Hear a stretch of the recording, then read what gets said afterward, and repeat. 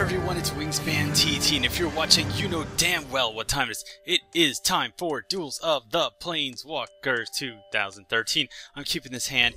I'm running with lands, 2 lands, and I'm playing Ancient Wilds. Now that I have every single promotional unlock, things are about to get real. They're about to get serious. I now have 100 new cards, 10 cards for every deck. If you don't know what I'm talking about, you need to go to Top Tier Tactics right now.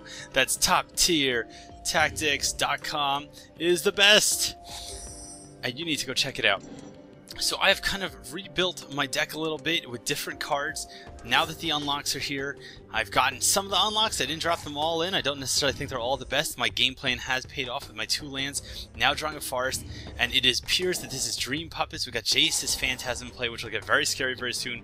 But luckily, I do have Thornveld Archer 2/1 Reach, so you can block creatures flying, and Death Touch. So he's going to get this thing into play. I'm not a big fan of this card. It's alright. It works with certain cards, but I just feel like, I don't know. It really needs a lot of other stuff to happen in order for this to do too well for you. You know, like if the game, I guess, it depends. But I haven't really played too much of Jace's deck, so what do I know? He's going to attack for 1, I'm going to attack for 1. Now we have here, I could drop this thing that basically is going to get me to draw a card, which might be a good idea so I can keep the mana ramp up. But first I'm going to attack. I could drop this Archer, but really, there's no real reason to drop it early. If I drop it early, he might bounce it to my hand and then recount it or something like that. You know, I have this opportunity to play the Caryatid, get this on the board, okay? Not that I need the defense, but I need the chance for more land. There we go, there's the land. I'm Psychic, what can I say? And we're just going to be trading 1 damage back and forth for a while, and he's going to be milling me out. Now here's the one thing that the mill deck needs to keep in mind is that a lot of decks have recursion, including mine. I have 2 Vengevines in this deck now. If you remember, Vengevine is the 4/3 with haste that if it's in your graveyard can come back directly into play if you play 2 creature spells in 1 turn. So he can keep milling me. That might actually lead to his death. We got Acidic Slime here, which is great. Destroys target artifact, enchantment, or land. Okay, there's the Vengevine. I get to swing in with Vengevine. He might have Unsummoned that brings it back to my hand, but it does have haste. But I can get rid of both of these things once I have 5 land in play. So I'm going to play the Vengevine, see if he unsummons it or not, and then I'm going to swing for 5. And now he's kind of in a bit of trouble. He has to decide if he's going to leave his blockers back every turn. He may also have his bounce creature, his 3 for 2/2 bounce creature that's going to bounce back to my hand, but it has haste, so unless he can counter it, it's just going to keep becoming a nuisance every turn. And if he doesn't get more lands, let's see, he does have more lands, alright. Mind control, so he's going to take my Vengevine, but little does he know, he taps out, okay? He's going to steal Vengevine, but I have Acidic Slime, so if I get a land off the top of my deck, okay, I will be able to drop it in play, destroy this thing, and get my Vengevine back. Some people get their mojos back, some people go back to the future. I'm getting my Vengevine back, and now he's trying to decide if he should attack or not, but of course he should. If I were in his position, I would attack. I'm not going to hold back the 1/1 for no reason. It's not like he's planning to win with combat damage, although right now he hasn't milled me. He's only milled me for 2 cards for it. So this is great. Beast Within, alright, is going to allow me to destroy this thing. Okay, destroy Mind Control, and then give him a 3/3 creature. Now some people have dismissed Beast Within. Beast Within is an absolutely great card for a couple of reasons. One, it can be used offensively, so if they have a card, it's any permanent. You can destroy any permanent, okay, as an instant. That is amazing, first of all, especially in green, okay? The second reason Beast Within is so great is because you can use it defensively. So let's say this Caryatid isn't useful to me anymore. I can use this Beast Within on my Caryatid, get a surprise 3/3 blocker, okay? And I can also use it to, you know, basically sacrifice that and get a cool blocker. So I'm going to do this. I'm going to get rid of Mind Control and get my Vengevine back. Boom! And he gets a 3/3 creature, which some people are like, why would you use that on him? It's got a 3/3 creature. Well, which one would I rather have him have? My 4/3 Vengevine or a 3/3 creature? So I can swing with the Vengevine. I can even sacrifice the Vengevine, okay? But then if I cast 2 creature cards in 1 turn, I'm going to get my Vengevine back. And now I have Taunting Elf, so next turn I'm going to get 5 damage in for free if I want. If I want to attack with Taunting Elf, he's going to swing with this. I have no clue what his plan is here. He's attacking with a 3/3. Of course, I'm going to block it. He can't kill this. There's not enough lethal damage. Was he going to bounce it? Is he going to... What was the point of that? So he doesn't have a blocker now. I don't know why he would do that. So I'm just going to swing with everything. Now we have something interesting here. So here's what I'm going to do. Some people would destroy one of these enchantments, but you're going to see I'm going to do something interesting. He has 2 lands, so he can counter a spell, okay? Or he could possibly bounce something I have. So I'm going to use Acidic Slime, and I'm going to target one of his lands, so he's forced. If he has some combat trick, he's going to play it right now. Okay, he might still have Unsummon, it's true. But I'm basically going to attack with just the 4/4 and see what he does. I'm going to leave this thing back until I have a bigger swing to swing with. He's going to let it go. He's going to go down to 9. And let's see, what creature did he play? And I know everyone has kept asking me to please zoom in on the cards, so that's what I'm doing. Veldalkin and Transfer 4 for 1/4 that can mill me 2 cards at a time. Not a bad card for this deck. Gives you some defensive options and allows you to keep milling at the end of the turn, so you can leave this guy untapped. If you need to, you can attack with him. He still hasn't activated this. Oh shit! Oh no! He put Yiva in my graveyard! Oh my god! Funeral Fapping commence! So this guy's actually pretty bad. I'm sorry, Ombre, to say that, but the fact that you would do that on your own turn doesn't make any sense. You really should do that at the end of my turn, because now you're down 1 blocker. So what I'm going to do here is I am going to attack with the Vengevine. I'm going to attack with this thing, which has Death Touch, just so I can clear out blockers, okay? Well, I could play the Warcaller first, but I want to be able... I could play the Warcaller for 5. He could screw me over big time if he has an Unsummon, though. I think it's... then it'd be 4. You know, I'm just going to go for it. If he counters it, he counters it. So, the great thing about this Warcaller, this is one of the promo cards. You see from the pretty promo inscription, 1 for 1/1 with multi-kicker. For every extra 2 mana you spend when it comes into play, so I spent 5, it gets +1/+1, so it's a 3/3. And every creature, other elf creatures you control... Wait, what? That's it, elf? Oh, shit. Oh, God, I didn't read the card. Alright, well, that was dumb. Anyway, I can attack with this elf. Oh, I can attack with all these elves. Alright, great. So what I'm going to use is I'm going to use this guy to kill off this thing. Can I kill off both these creatures? Am I allowed to do that? I am allowed to do that. No, I can at least kill off this thing. So this damage is all going to get through. We're going to kill Jace's Phantasm before it gets too big. And now this elf dies. And he dies! And that's it! Dun, dun, dun, dun, dun, dun, dun. You know what? I'm feeling a little generous. I feel like a rematch. Rematch. Okay, let's do this. And while we're playing out that rematch, let's jump right into Crosswinds. I think I want to play Crosswinds for this and see how I built this deck now and if it's going to work. Go! Alright, let's do this. It's time for Crosswinds. This hand is not so great. I do have some promotional unlocks here, which is another Future Sight, another Time Warp. I'm going to keep the hand because I will be able to stall here, and if I can make it to Future Sight or draw some early cards, maybe I'll be alright. But these are very powerful cards to have in hand. So if I can survive with them, I'll be great. Mana Leak, obviously, is a counter. Great, great, great. Although this is not my favorite art for this. It's alright. Now I have the Mana Leak available. Future Sight is one of the best cards in this deck. And if you doubt that, you don't know what... It's not just that you get to play the top card of your deck. You get to play the top card of your deck every time you play a card. So you play a land off the top of your deck, now you can play another thing off the top of your deck. So only the way you can really get screwed is if you get 2 lands in a row or 2 expensive cards in a row. Sphinx of Lost Truths. Great, great card. Comes into play, you get to search through your deck, draw 3 cards. And of course, Time Warp. Let's do the Time Warp again. And that is exactly what I'm planning to do. Ladies and gentlemen, I'm going to be doing the Time Warp again and again and again. Go for the Sleight of Hand, look at the top 2 cards of my deck and pick one. I don't really need the lands, so I'm going to stick with this. I could cast another Sleight of Hand. Is there anything he's going to play on turn 3 that I really have to be afraid of? I don't know, but I can't play anything on turn 4, so I'm just going to keep the Sleight of Hand until next turn. So some people play this right now, but the option of Mana Leak is more important to me. Alright? And now on turn 4, I'm going to be able to play an extra land and then play Sleight of Hand. Understand, man? Now let's see what got milled. Fog Bank, alright? I could have preferred the Fog Bank considering he only has attackers that fly in his deck for the most part. Now we're going to play the Sleight of Hand and I still have the mana to counter. So we'll see what I got here. Islands. And you know, people complain like, oh, I had to choose from islands. Well, those are 2 islands I don't have to draw for next 2 turns now. So now what I'm really hoping is that he will tap out his next turn. If I need to, I can Mana Leak. Oh, shit. Well, whatever. I don't need to draw cards against this deck. That's the last thing you want to do is draw lots of cards against his deck. And see what he's playing. Alright, is this creature going to cause me to lose the game? No.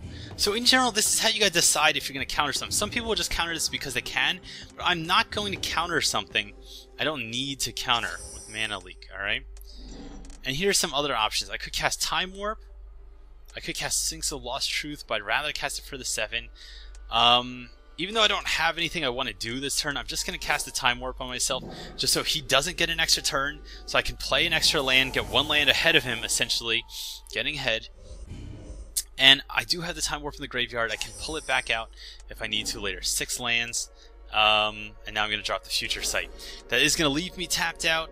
Can't counter, but I do have now the option to play stuff off the top of my deck. I will see this will be going to my graveyard, but I'm going to have a lot more options. And you guys will see the card power. Right of Replication, look at that. That is gorgeous.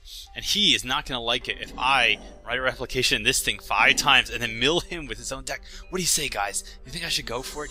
I think I should go for it. I think I should. Well, there you go. I can't. There you go. I got milled. Anyway, I got another Right of Replication there somewhere. And let's see what else he does. He's just playing this kind of poorly, though. You really shouldn't do this in general. He's got 1/1, and it becomes the 5/5 when I have 10 or more cards in my graveyard. So I'm getting very close. Okay, very close there. So I can play my flyer. Now look, see, I could play this island, but instead I could play the one off the top of my deck, and now I have a Time Warp. So I'm going to cast Time Warp on myself, and just go ahead. Now if he's smart, he'll counter it, but I have a counter to his counter. He's going to counter it. Nope. I got to counter it. You got to make sure I actually counter his counter spell, not my own Time Warp. So I will take my extra turn. Thank you very much. And then go into my next turn. So he does have his 5/5 now, but hopefully it's not going to be too big of an issue. Okay, Followed Footsteps. This is one of the promotional cards. Enchant creature at the beginning of your upkeep. Put a token that's a copy of enchant creature onto the battlefield. My. So one thing I could do here, okay, I'm going to drop it up. 8 lands, and now I'm going to have the land open for a counter spell.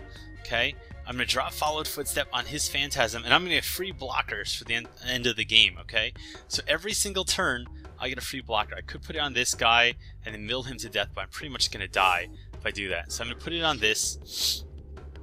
And here's what's so great about Followed Footsteps. Obviously, I'm going to get a free creature every turn. It could be the best creature in play. But the other thing is now it's on his creature. So if he wants the chaos to stop, he has to kill his own creature or bounce his own creature or something. So that's great. And I have some bounce here. That's also great. So I do have that as an option. So what? He's going to return this creature to his hand and then replay it. So no, we're not going to let that happen. I'm not going to let that happen. Can't let you do that, Star Fox. Okay? And now I'm basically... Yep, I don't know why he's doing this now. I mean, it's not like I have Creatures of Haste or something. I got 34 cards left. So at this turn I have 17. About maybe fewer than that, 13 turns to live. I really need to turn the game around. Now he's going to attack with his 5/5. I guess he might have milled me because he doesn't want me to draw a Repulse. That could definitely be it. But now I'm going to start getting cards. I'm going to start getting free chump blockers for the rest of the game. Alright, yes, there you go, 1/1. I now have enough to... Oh shit, I wasn't paying attention, guys. I should have cast the land off the top of my library. I'm going to play Sphinx of Truce and kick it and draw 3 cards. Great, and I have a mana leak available. So I can counter if he does anything. And this is going to be great.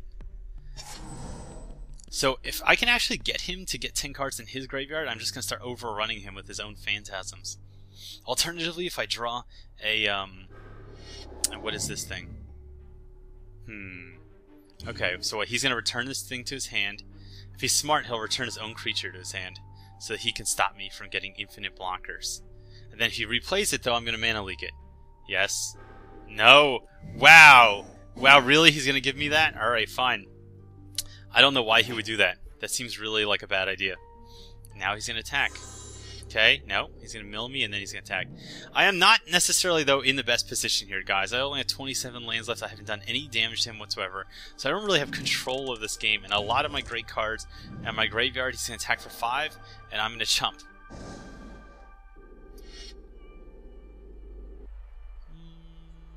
Yeah, I guess I'll chump. Alright. Might as well. I'm just going to get another chump blocker next turn. So I kind of messed up last time when I didn't cast a land off the top of my library. That would have given me a lot more options. So now I have this Force Mage. I can replay this thing and draw 3 cards. It will bring me down to 23, which is a little scary. Not sure if I actually want to do that, but I have to establish some kind of board control. And it's going to be difficult unless I can get something to play. If I play this thing, I can see what's on top of my deck. I could always play this for 5 and then just discard cards, which I might want to do with all these islands. So let's play this thing, see what's under it. A land. So it's also a bad idea. I played a land in my hand without deciding what I was going to do first. Okay, so I have her. I can play this thing for 5, leaving some lands untapped. Draw a couple of cards, but I might deck myself, which is scary. Now I gotta discard cards. I'll get rid of these things. And I have Dispel, or Disperse. So one thing I could do is, and I have Fog Bank also, but I don't really need it yet. One thing I could do is bounce Followed Footsteps and put Followed Footsteps on either Adept, so that I can bounce all his creatures every turn. But I'm going to keep Disperse and Mana Leak as options because I have no clue what he's going to do. I have 22 cards left. There goes my Talrand, which is kind of sad. But I guess I could have prevented that if I had bounced this. But he would just mill me anyway. Alright. So now he's kind of figure out what he wants to do. Alright, every player is going to draw how many cards? Prosperity is a great card. It goes all the way back out. And he's going to leave enough to counter. But if he wants to use a counter, he's going to have to use it. Nope. Okay. He let it go. Does he have some other threat I don't know about? Okay. He's going to tap himself out here. He doesn't really have anything else going on. And I got to think if I can get Followed Footsteps on this thing, will I basically start having massive advantage? Okay. Because I have a couple blockers in play now. Now I learned last time I shouldn't play a land. I don't have a lot of turns left to win though. If I play the Kraken Hatchling, let's see, Follow Footsteps, that's 2 plus 5, that's 7. Okay, 7 mana. Then I have possibly 11, that's 4 left. Okay, let's do this. Alright, I'm going to play this thing just to get off the top of my deck. And I don't know if it's a good idea. Oh! If I play this thing 4 mana, I can get an extra turn. Oh, I can bribery him? Does he have anything worth briberying? Oh god, what does he have in his deck? I have a lot of cool cards here. Okay, I know what I'm going to do. Alright. I'm going to cast this thing. Okay, I'm going to get Time Warp back. I'm going to take an extra turn. Okay, okay. Then I'm going to cast, recast. Oh god, alright. Gonna Time Warp myself. I'm gonna take an extra turn. Then if I can recast this, I can cast Rite of Replication. I can cast 5 Rite of Replications on this thing and return his creatures to his hand? No. Oh, god damn it. I don't know if that's a good play. Well, let's see. Let's see. Gotta figure out what to do. Gotta stall a little bit here. I could get Bribery, but I don't know if he has anything in his deck that's necessarily going to be like an auto-win card. Oh! Yes! Yes, I can Bribery his Sphinx. Does that work? Does that Sphinx only... Does it work on any graveyard or just an opponent's graveyard? Fuck. Oh, it's so risky. Or I can cast Rite of Replication on this thing and get back a whole bunch of Time Warps. I could put, oh god, I could put Follow Footsteps on this guy, and then get a Time Warp every single turn, and then win. And it would give me 15 turns to win. Oh shit. Okay, I'm stalling too much. I'm stalling too much. Alright. This is rough. This is really rough, guys. Alright, so I definitely have to disperse this guy. Nope. I'm disperse... Disperse this guy and pull him back out. Then I would have 8 mana. 8 mana. Nope. Put Rite of Replication on him. I gotta do it. It's my one chance. Did I click the right card? Yes, for fuck's sake. Okay. I'm gonna have to play Spytail Hatchling. And now basically, if he can't stop me next turn, every single turn I'm gonna be able to return a card from a graveyard to my hand. And then basically, I'm just going to have the ability to just overrun him, like massively overrun him. So guys, I'm going to try that. I don't know if it's going to work. It's a huge risk. I'm gonna try to trick him into thinking I have a counter. I guess, does it matter? Should I place... I guess I gotta trick him into thinking I have a counter. I gotta leave the land open. Playing this Fog Bank isn't gonna get me anything. He's not going to do anything to me. He's gotta mill me this turn. He's got 1 card in hand. Alright, he's gonna bring me down to 11. So now it's... Oh, there goes Panoptic Mirror. So now I gotta use the Time Warps. I have to use the Time Warps to figure something out. Or I could cast Writer Replication. I could get 5 copies of this thing and try to deck him before he decks me. That would allow me to do... Okay. I guess if I do Time Warp, it gives me some extra time. He's got 1 card in hand. I don't know what he has, though.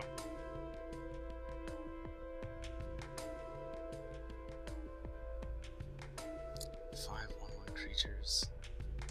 I think I'm going to do Writer Replication. Okay, here we go. So 9 mana. I'm going to bounce this thing. That'll bounce all 3 of his creatures, and I could bounce this thing. Okay, good. Okay, so I'm going to cast this land. I don't want to draw any more cards. I'm going to use it on this thing. Hopefully he doesn't have a counter. He does not. Okay, now I can take and return creatures to his hand. So I'm going to return this creature to his hand. I'm going to return this creature to his hand. I'm going to return this creature to my hand. This creature to my hand. And should I return this thing to his hand? I don't even know if he's ever going to get another turn. I don't want to be too risky about it. I can target the same creature more than once. Okay, just to be extra safe about it. So all these things are going back to his hand. Okay, look at this. Oh my God, this is beautiful, guys. This is why I love Crosswinds. Look at all the synergy. You know, the main deck thing says this deck has no synergy. It has tons of synergy. Okay, and now I'm clear to attack with everything. What? I thought I returned the Archaeomancer to my hand. Where'd it go? Okay, I don't know what happened there. So now I can attack with my 1/1 flyers, my 3/4 flyers, this guy. Hell, I'll attack with this guy, see what he's going to do about it. He probably can't do too much about it. So he pretty much has to beat me this turn, because next turn I can return anything I want to my hand. I can write or replicate. Ooh, he's at 11. I don't know what happened there. I don't know where this other Archaeomancer went. Maybe I was just looking at something wrong. But basically, I have 9 cards left. It is possible he could mill me. He could definitely mill me. He's got 4 cards in hand, although I guess 2 of them are his creatures. I could still lose. I could definitely still lose. So we have to see. Alright, Jace's Phantasm, not a threat. What I should have done, though, is pause the match for a second so he would think I have a counter, so he wouldn't play the cards he wants to play. So if he plays another card, regardless of what he actually goes to do, alright, I'm going to pause the counter so he can think that I have a counter. Tap all creatures target player controls. Fuck! God damn, that sucks. At least what can happen is hopefully I can get a Time Warp. He's going to attack for 2. I'm fine. I can get Time Warp back to my hand, and hopefully he doesn't counter it. But it's getting rough. It's getting rough. Alright, get any card I want back to my hand.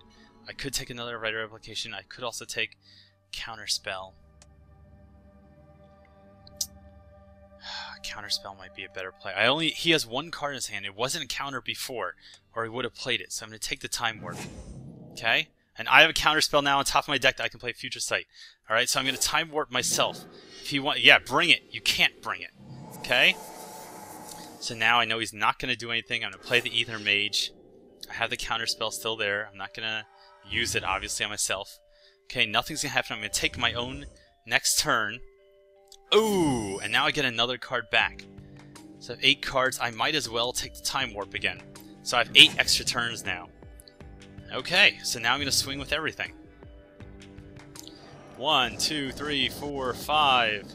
I'm not going to attack with this thing, the Followed Footsteps. I am going to attack with those. Attack with the Flyers. And attack with everything. Everything except for the Followed Footstep guy. I need him to get more turns in case I could do this. And there's nothing he can do.